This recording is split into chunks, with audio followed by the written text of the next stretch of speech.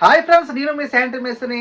So ఎలా ఉన్నారు? అందరూ బాగున్నారా? సో ఈరోజు మన టాపిక్ వచ్చి అసలు శానిటరీ ప్లంబింగ్ కన్స్ట్రక్షన్లో ఎప్పుడు చేయించుకోవాలి, ఎలా చేయించుకోవాలి, ఎటువంటి తప్పులు జరుగుతాయి, ఆ తప్పుల గురించి కూడా నేను ఎక్స్ప్లెయిన్ చేస్తాను.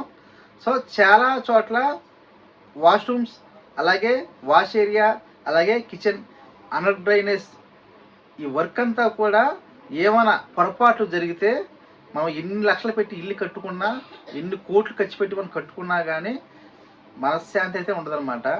సో ఎంత ఖర్చు పెట్టి కట్టుకున్నా సాటిస్ఫాక్షన్ లేదురా బాబు అనంత బాధగా ఉంటుంది అన్నమాట ఆ బిల్డింగ్ యొక్క ఓనర్కి. సో ఇటువంటి పొరపాట్లు జరగకుండా మీకు ఎలా చేయించాలి, పర్ఫెక్ట్గా ఎప్పుడు చేయించాలి, సో ఎటువంటి తప్పులు జరగకుండా చూసుకోవాలి అనేది మీకు ఈ వీడియోలో ఎక్స్ప్లెయిన్ చేస్తా. సో వీడియో స్కిప్ చేయకుండా చూడండి. కొత్త వాళ్ళైతే సబ్స్క్రైబ్ చేసుకోండి, అలాగే వీడియోని తప్పకుండా లైక్ చేయండి అబ్బా.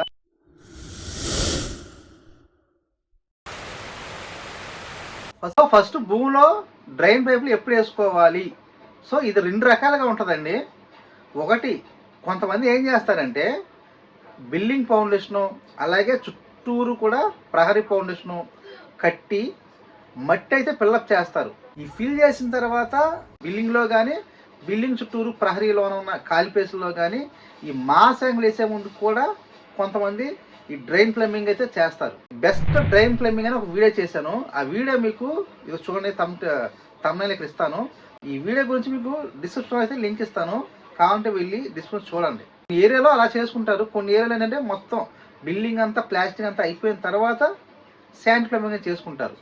సో ఏది బెస్ట్ అనేది మీ ఇష్టం. అది ఫౌండేషను మాసింగ్ కాంక్రీట్ వేసే ముందు చేసుకున్నట్లయితే ప్రాపర్ ప్లానింగ్ అనేది ఖచ్చితంగా అవసరం అండి.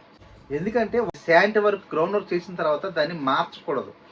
ఆ పాయింట్లు కానీ, సో ఆ వాష్ ఏరియా కానీ, ఆ వాష్ రూమ్సే కానీ, వాష్ బేసిన్ పాయింట్సే కానీ, అలాగే వాషింగ్ మిషన్ పాయింట్సే కానీ, ఈ మధ్యన కొత్తగా డిష్ వాష్లు వస్తున్నాయి, అంట్లు కడిగే మిషన్లు, దానికి సంబంధించినవి కానీ, మొత్తం కిచెన్లో ఉన్న డ్రైన్ పైప్ సిస్టమ్ కానీ, అలాగే మనకి ఈ డైనింగ్ ఏరియాలో వాష్ బేసిన్ అయితే పెడతాం కదా, ఆ సంబంధించినదే కానీ ఎక్కడా కూడా మార్పులు చేయకుండా ప్రాపర్ ప్లానింగ్ ఉన్నట్లయితేనే మీరు ఫౌండేషన్లో మాస్ కాంక్రీట్ వేసే ముందు చేసుకోవచ్చు, తప్పులేదు. కొన్ని చోట్ల కన్సీల్డ్ అంటే కొంతమంది ఏంటంటే కొన్ని ఏరియాలో చాలా రేర్ అండి ఇది, గోడలో పైపులు అయితే పెడతారు. సో నేను ఆల్రెడీగా ఒక వీడియో చేశాను, దానికి సంబంధించిన వీడియో కూడా మీకు డిస్క్రిప్షన్ లింక్ ఇస్తాను. ఆ వీడియోలో ఏంటంటే మనకి రెయిన్ వాటర్ కన్సీల్ చేసాం, అంటే అక్కడ పైప్ కనబడకూడదు, ఆ ఏరియా అనేది పైప్ అనేది కనబడకూడదు. అప్పుడు ఏం చేయాలంటే 9 గోడలో కన్సీల్ చేసాం అనమాట. సో ఇలా కన్సీల్ చేసుకున్నట్లయితే కట్టుళ్ళు కట్టిన తర్వాత ప్లాస్టింగ్ చేసుకునే ముందు ఆ పైప్ లైన్ అయితే చేసుకోవాల్సి ఉంటుంది. సో ఆ పైప్ లైన్ చేసిన తర్వాత గుర్తుంచుకోండి, గోడలో మనకి పైప్ వేసినప్పుడు అవి కరెక్ట్గా మనం ఫిక్స్ చేసిన తర్వాత గోడ వారికి ఉండేలా చూసుకోవాలి, అలాగే చెక్కింగ్ కూడా చేసుకోవాలి. ఆ పైపులు వేసిన తర్వాత వాటర్ పోసి పర్ఫెక్ట్గా జాయింట్లు. ఒకటి గుర్తుంచుకోండి, బెస్ట్ అడ్వాన్స్ పైప్ సిస్టమ్ అంటే ఎస్డబ్ల్యూఆర్ పైప్ సిస్టమ్ అయితే మీరు వాడుకోండి. ఫ్యూచర్లో మెయింటెనెన్స్కి కానీ, అలాగే లీకేజ్లు జరగకుండా కూడా, అలాగే సౌండ్ ప్రూఫింగ్ కూడా. మామూలుగా పీవీసీ పైపులు బడ్జెట్లో వాడారంటే ఇప్పుడు మీరు ఒక 100 రూపాయలు 200 పొదుపు చేద్దామని చూసారంటే, సపోజ్ మీకు చెప్తా, కొంతమంది 4 అంగుళాల పైపులు గ్రౌండ్లో నేను ఎక్కువగా వేయమని చెప్తా. ఏం చేస్తారంటే 2.5 పైపు పైన తీసుకొచ్చి కింద కూడా 2.5 పైపు వేసేస్తారు. 4 అంగుళాల పైపుకి 2.5 ఎస్ఎల్ఆర్ పైపుకి, ఇప్పుడు చెప్పేది ఎస్ఎల్ పైపులు అండి, ఈ ఎస్ఎల్ఆర్ పైపుకి తేడా ఎంత? మహా అయితే 200-250 రూపాయలు. సో తేడా ఉంటుంది అన్నమాట. సో అది ఆలోచించి కింద మనకి 2.5 పైపు వేస్తారనుకోండి, పైన 2.5 కింద 2.5 వేస్తే 2.5 స్టక్ అయిపోద్ది గ్రౌండ్లో. కొన్నాళ్ళకి గ్రౌండ్లోకి రిడ్యూస్ చేయాలి, పైపు వచ్చిన దానికన్నా కింద ఎక్కువ పెంచాలన్నమాట ఆ పైప్ సైజ్ అనేది. సో అలా పెంచినట్లయితే మీకు స్ట్రక్కింగ్లు ఉండవు. పూర్ మైండ్ సెట్ వాడడం వల్ల ఫ్యూచర్ చాలా నష్టపోతారు. అది అప్పుడు వాటర్ చేయించిన తర్వాత తరం వారికి చాలా పెద్ద నష్టం చేసిన వారు అవుతారు. ఇది చాలామంది తెలియదు కూడా. బడ్జెట్ కోసం ఆలోచించి 200 కోసం పైప్ వేస్తారనుకోండి, 2.5 పైప్ ఖచ్చితంగా స్ట్రక్ అయిపోద్ది. ఆ స్ట్రక్ అయిన తర్వాత ఒక 2 సంవత్సరాల తర్వాత లేదా సంవత్సరం తర్వాత అది ఎక్కడో ఉంటుంది, గ్రౌండ్లో అడుగు కింద ఉంటుంది, దాని మీద మట్టి ఉంటుంది, దాని మీద మాస్ కాంక్రీట్ ఉంటుంది. ఆ మాస్ కాంక్రీట్ మీద మీకు పార్కింగ్ టైల్ చేస్తారు, లేదా కంకర్ ఫ్లోరింగ్ లాగుతారు, కనీసం సిమెంట్ ఫ్లోరింగ్ లాగుతారు కదా. సో అది మళ్ళీ కొట్టి చూడండి, 200 ఆలోచిస్తే మీరు 4 పైపు వేయకుండా 2.5 పైపు వేసినట్లయితే ఆ 200 కోసం మనం కొన్నాళ్ళకి స్ట్రక్ అయిన తర్వాత మనం 4 పైపు మళ్ళీ ఖచ్చితంగా వేయాల్సిందేనా? పాతది స్ట్రక్ అయిపోయిన పైపుని తీయాలి, మట్టిని తీయాలి, కాంక్రీట్ని కొట్టాలి, టైల్స్ని కట్ చేయాలి, మళ్ళీ మనం 4 పైపు వేసుకోవాల్సిందే. చేసేదేం లేదు. ఆ 4 పైపు వేసుకొని మళ్ళీ మట్టి ఫిల్అప్ చేసి మళ్ళీ మాస్ కాంక్రీట్ వేసి మళ్ళీ టైల్ చేసుకోవాలి. చూడండి, ఒక 200 రూపాయల కోసం ఆలోచిస్తే ఫ్యూచర్లో అది 20,000 నష్టం తెస్తుందండి. గ్యారంటీగా నా అనుభవం చెప్తున్నా. ఇది చాలామంది చేసిన పొరపాట్లు. నాకు ఇంచుమించు 26 సంవత్సరాల అనుభవం ఉంది. నా అనుభవంతో మీకు చెప్తున్నాను. ఇదైతే పాయింట్ చాలా గుర్తుపెట్టుకోండి. ఎప్పుడైనా సరే అడ్వాన్స్గా ఉండండి. 2.5 పైపు వేసే చోట 4 వేయండి, 4 వేసే పైపు చోట 5 వేయండి.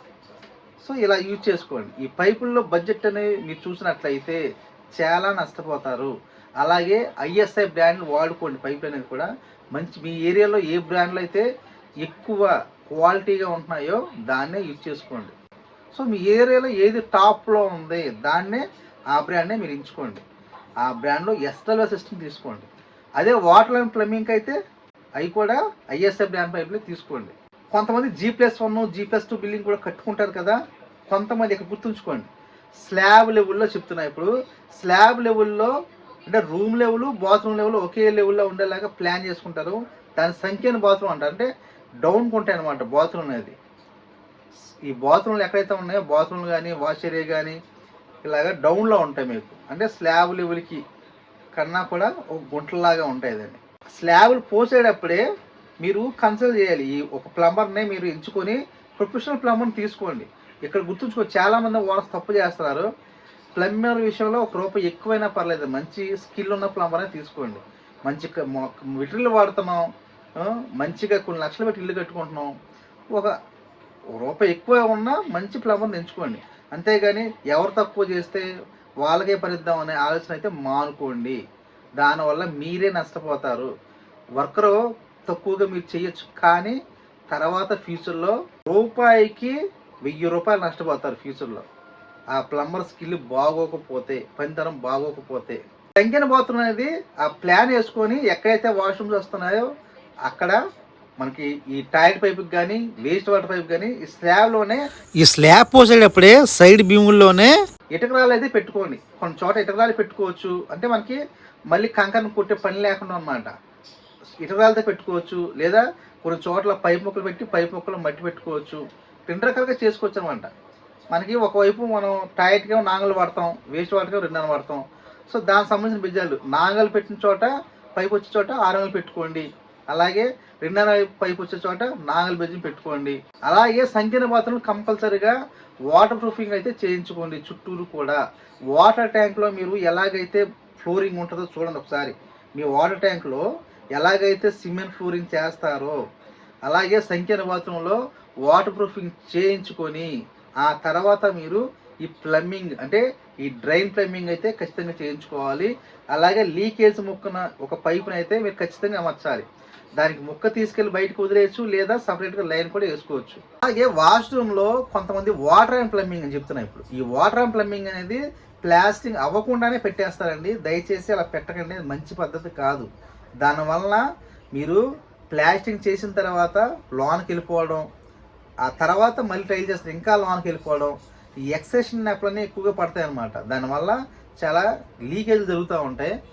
పర్ఫెక్ట్గా వాటర్ అండ్ ప్లంబింగ్ అనేది డిజైన్ చేసుకొని ప్లాస్టింగ్ అంటే రఫ్ ప్లాస్టింగ్గా చేస్తారు బాత్రూంలో. ఇప్పుడు అందరూ టైల్సే వేపిస్తున్నారు కదా.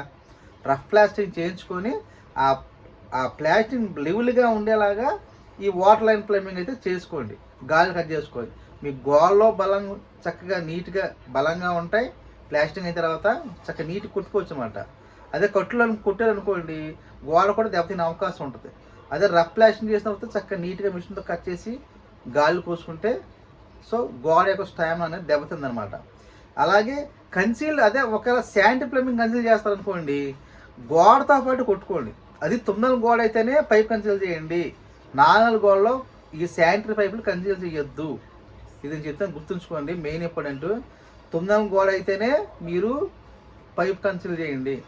అప్పుడు తర్వాత మొత్తం గోడ అంతా కూడా ప్లాస్టింగ్ చేయించుకోండి. ఇది బెస్ట్ అనమాట. పెయింటింగు అలాగే టైల్స్ వర్క్ అంతా అయిపోయిన తర్వాత మీరు ట్యాప్లు కానీ, కమోడ్స్ కానీ, వాష్ బేసిన్లు కానీ ఇవి బిగించుకోండి. అంతేగాని పెయింటింగ్లు అవ్వకుండా మీరు బాత్రూంలో ఈ కమోడ్లు బిగించేసేయండి, వాష్ బేసిన్ బిగించుకోండి. ఈ పెయింటింగ్ వేసినప్పుడు దాని మీద చుక్కలు అలా పడిపోయి చండాలం అయిపోతాయి. ఆయన వదిలేసేయడం తర్వాత మనం గీక్కోవాలి. గీక్కినప్పుడు గీతలు కానీ మరకలు కానీ పడే అవకాశం ఉంటుంది.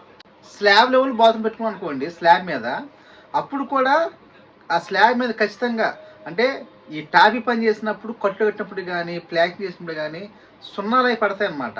సో ఆ సున్నాలు పడిన వాటిని శుభ్రంగా చిప్పింగ్ మిషన్తో నీట్గా చెక్కేసి మన స్లాబ్ పోసినప్పుడు ఎలాగైతే ఉండేదో ఆ స్లాబ్ మీద మనం వాటర్ ప్రూఫింగ్ కోటింగ్ వేసుకొని, ఇప్పుడు చెప్పాను కదా సంకీర్ణ బాత్రూంలో వాటర్ ప్రూఫింగ్ ఎలా చేస్తామో, సో ఈ మామూలు స్లాబ్ లెవెల్ బాత్రూంలో కూడా చుట్టూరు కూడా వాటర్ ప్రూఫింగ్ అంటే గ్రౌండింగ్ అంటాం దాన్ని.